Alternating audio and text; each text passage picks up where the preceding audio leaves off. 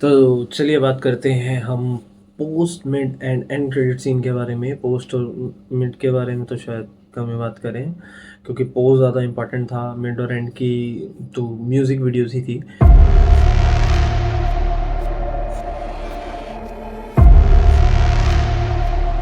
Music videos ही थी, वो आप देख सकते हो। और उसमें एक दो कन्वर्सेशन थी कि कैरेक्टर को बिल्ड करते हुए दिखाया है हमारे विकी के कैरेक्टर का भेड़िया के कैरेक्टर से जेलस होना, और बाकी जो सब उनका हुआ।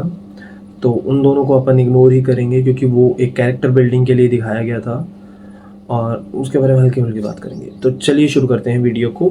भैया, तो मैं बात करूँगा स्टार्टिंग से कि पोस्ट क्रेडिट में क्या दिखाया गया। पोस्ट क्रेडिट में हमें बिग बैग डैडी दिखाया गया इस यूनिवर्स का, जो है थैनोस। थैनोस ये कहो या सर कटा 2.0 कहो, क्योंकि हम देखते हैं स्त्री टू के एंडिंग के पोस्ट क्रेडिट सीन में एक लोटे को लुढ़का के दिया जाता है, और उसके अंदर होती है सरकटे के एशेस, एशेस प्लस लावा। अब पहला मेरा सवाल कि ये किसने लुढ़काया, क्योंकि देखा जाए तो स्त्री मदद करने आई थी, बट अभी एक चीज़ हम और समझ सकते हैं कि या तो कोई जेलसी वाला कैरेक्टर होगा, या उसको इन्होंने अभी हाइड इसलिए रखा है कि उसको आगे चल के कोई और रूप दे सके। क्योंकि मिड क्रेडिट में हमें पता लगता है कि वैम्पायर्स भी आ चुके हैं। वैम्पायर्स कहाँ पर आ चुके हैं? विजयनगर में, दिल्ली में।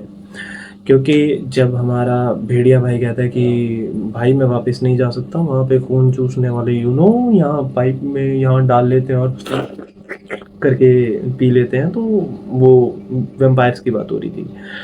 और देखा जाए तो ये क्लासिक फोकलोर है भेड़िए और वैम्पायर का, क्योंकि वो दोनों एलाइज हैं, और एक एक म्यान में दो तलवार नहीं रह सकती। तो मेरे को अच्छा लगा कि भेड़िया के मुँह से हमें वैम्पायर की बात सुनने को मिली, और उसको इस तरह से सेटअप किया गया, राइवल एनिमीज़ और सेक्टर सेक्टर। और हाँ, मैं एक बात ज़रूर कहना चाहूँगा कि मूवी एक एक तो सा छोटा सा लूप होल छोड़ के गई है, जो मेरे को बुरा लगा है।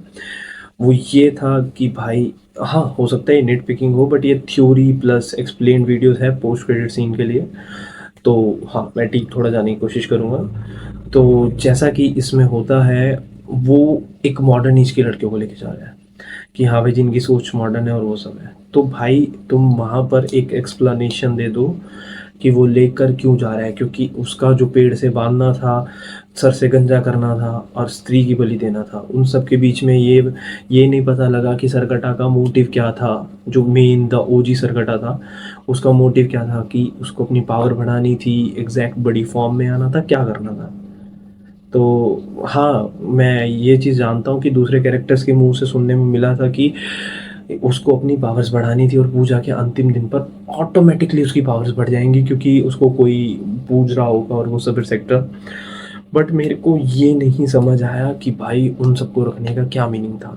हो सकता है इन चीज़ों को हम सेकेंड उसमें कंक्लूजन में देखें। और हाँ, मैं एक और चीज़, अक्षय कुमार के कैरेक्टर पे फुल फ्लेजिड फिल्म में एक चाहता हूँ उसकी ट्रायोलॉजी निकले, उसका लोर भी एक्सप्लोर किया जाए कि भाई वो क्या था, क्या हुआ, क्या नहीं, कैसे कैसे।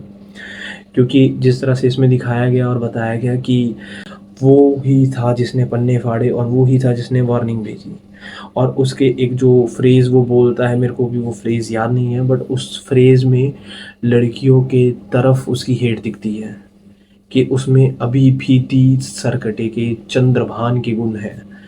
तो मैं वो देखना चाहूँगा, उसके लिए मैं टोटली एक्साइटेड हूँ। और बात करें अपने लास्ट के दो क्रेडिट्स की सीन्स की, तो उसमें मेरा मानना ये है कि वहाँ पे और कुछ नहीं, बस विकी के कैरेक्टर को और भेड़िया के कैरेक्टर को एक डेवलपमेंट देने के लिए जेलसी वाला एंगल दिखा रहे हैं। तो दिस इज़ इट, ये था मेरा कंक्लूजन पोस्ट क्रेडिट सीन्स को। अब बात करते हैं थ्योरी वीडियो पे। तो मेरी पहली और सबसे इम्पोर्टेंट थ्योरी है कि श्रद्धा कपूर छलावा नहीं है, वो वैम्पायर है, और किसी तरह की वो एक शक्ति यूज़ करती है, क्योंकि उसने जैसा कि मूवी में बोला है कि वो ब्लैक मैजिक यूज़र है। तो व्हाट इफ़ अगर एक वैम्पायर ब्लैक मैजिक यूज़ करना जान जाए, तो वो अपने आप को सूर्य उदय में भी ज़िंदा रख सकता है। ये बहुत ही इंसेन थ्योरी है, but as being a superhero और सुपर नेचुरल एंटिटीज़ फैन, मैं इस थ्योरी के साथ जाना चाहूँगा, क्योंकि श्रद्धा एज नहीं कर रही है, ठीक है। अब हमें विकी का थोड़ा एज हुआ वो दिखाया है, फिर हमारे रुद्र सर का भी और बाकी सबका भी एज हुआ दिखाया है। तो भाई मैं टोटली एग्री करता हूँ इस चीज़ से। बट श्रद्धा का एक भी इंच फेस एज नहीं दिखाया गया है मूवी में। फेस छोड़ो भाई, उसके तो बाल लंबे घने काले दिखा दिए हैं। हाँ मैं मानता हूँ वो स्त्री की चोटी का एंगल है, बट मेरी थ्योरी ये है कि वो वैम्पायर है। वैम्पायर क्यों है? क्योंकि वो एज नहीं कर रही है, प्रॉपर एक नॉर्मल सटल एज में है, और उसका क्यों स्नैप करके गायब होना और वो सब। तो मैं तो ये मानता हूँ। और मेरी दूसरी थ्योरी ये है कि जो हमारे अक्षय कुमार द ओजी सरकटा बन चुके हैं, ठीक है, ये थोड़ी सी वियर्ड है, थोड़ी सी वियर्ड है। वो सरकटे को लोटा गिरा कर देने वाला मेरे नज़र में दिल्ली से वैम्पायर तो विजयनगर का ही कोई है। आई नो ये वियर्ड है, बट जो वैम्पायर है, मैं अपनी तरफ से स्पेकुलेशन लगा के चल रहा हूँ कि वो लोग विलन्स हैं, यानी कि सरकटा वैम्पायर एक टीम के दोस्त हैं। तो जब ये मेरी दो थ्योरीज हैं। आप अपनी थ्योरीज बता सकते हो कमेंट सेक्शन में। तब तक के लिए मिलते हैं अगले किसी वीडियो में। जो